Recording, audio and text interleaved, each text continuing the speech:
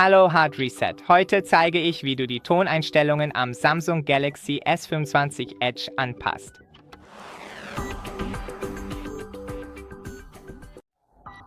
Gehe in die Einstellungen und dann zu Töne und Vibration. Hier kannst du zu den Systemtönen gehen, um diese anzupassen.